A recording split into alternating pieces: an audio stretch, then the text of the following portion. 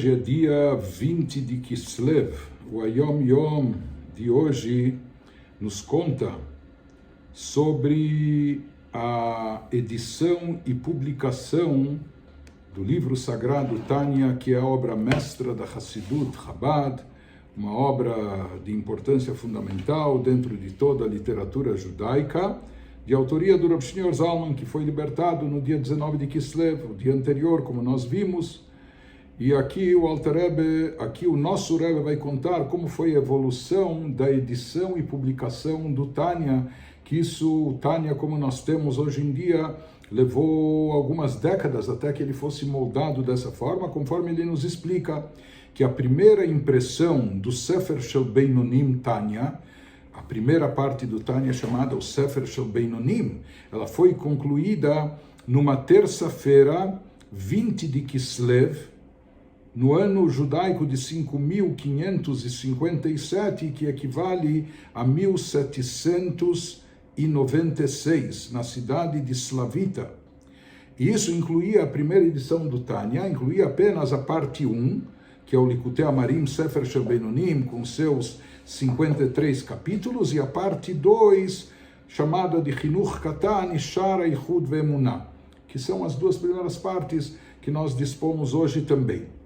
Igeret HaTshuvah, a carta do arrependimento, que é a terceira parte do Tanya mais tarde, foi incorporada somente anos depois. A primeira versão foi impressa pela primeira vez na cidade de Zolkvi, em 5.559, ou seja, o equivalente a 1799, 3 anos depois da edição original, enquanto que a segunda versão, que é diferente da primeira, né, tanto em conteúdo como também em extensão e detalhes, a segunda versão, que é aquela que predominou, prevaleceu, que foi incorporada, a obra foi impressa pela primeira vez em Shklov, na cidade de Shklov, em 5.566, no ano de 1806. Isso ainda era em vida do autor, ou seja, enquanto o Rav Shneur Zalman estava entre nós. Já a Igeret HaKodesh, a carta sagrada, com 32 cartas selecionadas pelos filhos do Alter Rebbe, para serem incorporadas ao Tanya, a primeira impressão delas ocorreu em Shklov, no ano de 5.574, equivalente a 1814, enquanto que ele nos diz que a edição corrigida de todas as 4 partes, depois o adendo também do Kuntres Aharon, que alguns consideram como uma quinta parte, mas isso é o Tanya completo, na íntegra. Isso, uma edição corrigida e revisada de todas as partes, foi impressa na cidade de Vilna, edição Rom, em 5.660, que é equivalente, na contagem comum, ao ano de 1900, na época do quinto Rebbe de Chabad, e foi reimpressa várias vezes desde então.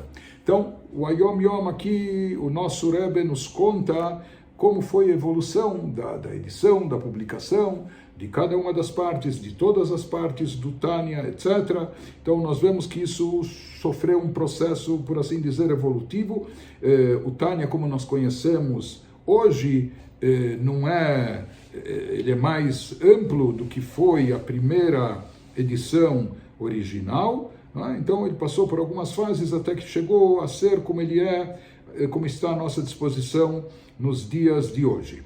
A verdade é que no início o Alter Rebbe escreveu o livro para si mesmo.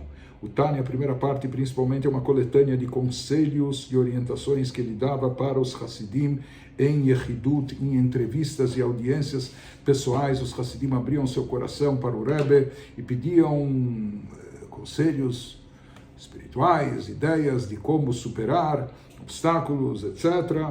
E o Alter Rebbe anotou todos esses conselhos que ele dava nessas centenas de audiências privadas, particulares, ele anotava para si mesmo. Depois ele permitiu que parte desses conselhos fossem copiados, e isso circulava entre os Hassidim, essas cópias, mas isso eram cópias manuscritas, etc.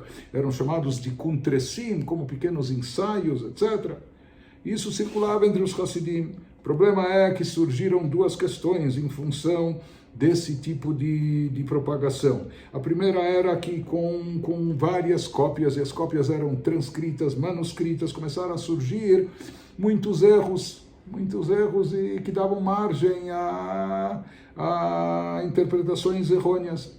Depois, uma segunda questão, já mais maliciosa, vinha por parte daqueles opositores da Hassidut, que sabendo que tudo aqui eram cópias manuscritas, eles o que fizeram?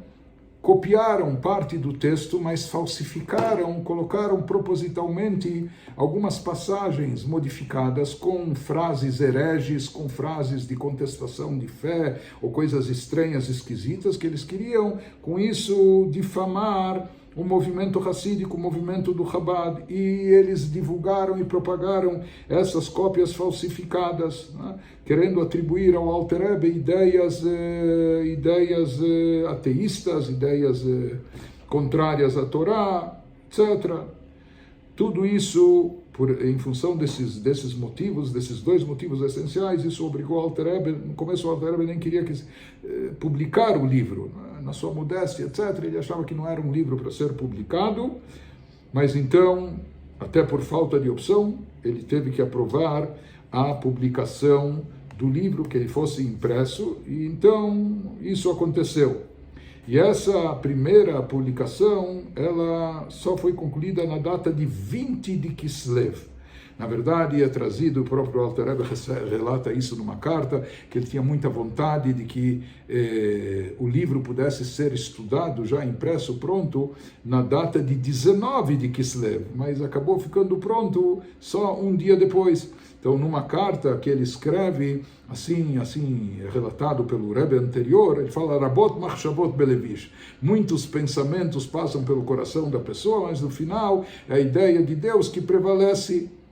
Contou ao Alter Rebbe que ele queria que o livro ficasse pronto já no início do mês de Kislev, para que na data do falecimento do seu... Isso era antes da prisão do Alter Rebbe. Inclusive, uma das razões, um dos fatores que detonou e apressou, enfim, essas acusações falsas, essas delações que nada tinham a ver, que levaram à prisão do Alter Rebbe, foi o grande impacto que a publicação do Tânia causou. Então aqui ele nos diz que ele queria que o livro fosse estudado na data de 19 de Kislev, por ser o dia do Yortzeit, o dia sagrado do passamento do seu mestre, o Magid de Mezrich. Mas na prática ele só ficou pronto e só foi impresso no dia seguinte, só ficou disponível no dia 20 de Kislev. E se fala que naquela ocasião o Alter Rebbe ele repetiu 3 vezes e ninguém entendeu. Ele falou 20 de Kislev, 20 de Kislev, 20 de Kislev. Mas no final ele falou, sabe o que? Kol de Avid Rahmanah letava Avid, uma frase talmúdica que diz, tudo que Deus faz é para o bem. Então, se Deus quis que não ficasse pronto em 19 de Kislev e só no dia seguinte, 20 de Kislev, então deve ter um motivo bom para isso também. Somente no ano seguinte, quando o Alter Rebbe acabou sendo aprisionado e depois de 53 dias libertado, interessante, 53, que é exatamente o número de capítulos da primeira parte do Tânia do Likutei Amarim. Ele foi libertado, como nós falamos, na tarde de 19 de Kislev. Só que quando ele foi libertado, pediram para ele para onde ele quer, perguntaram para ele para onde ele quer ser levado. Ele deu o endereço de onde morava um Hassid, lá em São Petersburgo, etc.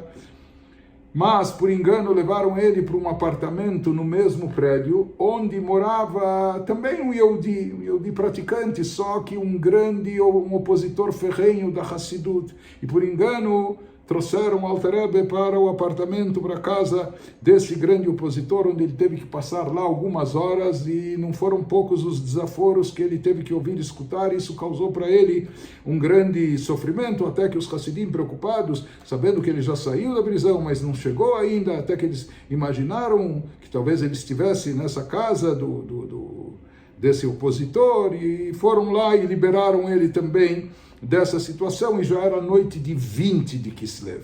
Por isso também a data de Kislev, de 19 de Kislev, ela é comemorada não só no dia 19, mas é extensiva também ao próprio dia de 20 de Kislev. O maior Fabrengen que os Rebes faziam era no pós-19 de Kislev, na noite posterior, que já é 20 de Kislev, e daí entenderam os Hassidim também, isso que o Alter Rebbe falou, olha, que seja 20 de Kislev, 20 de Kislev, 20 de Kislev, que haveria também, de certa forma, uma libertação que ocorreria não só em 19 de Kislev, mas também na data de 20 de Kislev. Como é mencionado aqui no Ayom Yom, Igeret HaTshuvah teve duas versões, que elas são um pouco distintas, diferentes no seu conteúdo, no seu formato. A primeira não é dividida em capítulos e tem algumas diferenças, algumas nuances. No texto também, o que acaba prevalecendo é a versão posterior, e foi somente após o falecimento do Alter Rebbe que os filhos dele resolveram acoplar ao Tânia, juntar também aquelas 32 cartas sagradas e mais também aqueles ensaios finais de explicações mais profundas de alguns trechos do Tânia que trazem citações da Kabbalah, etc. Então isso foi incorporado pós-vida, depois do passamento do Alter Rebbe.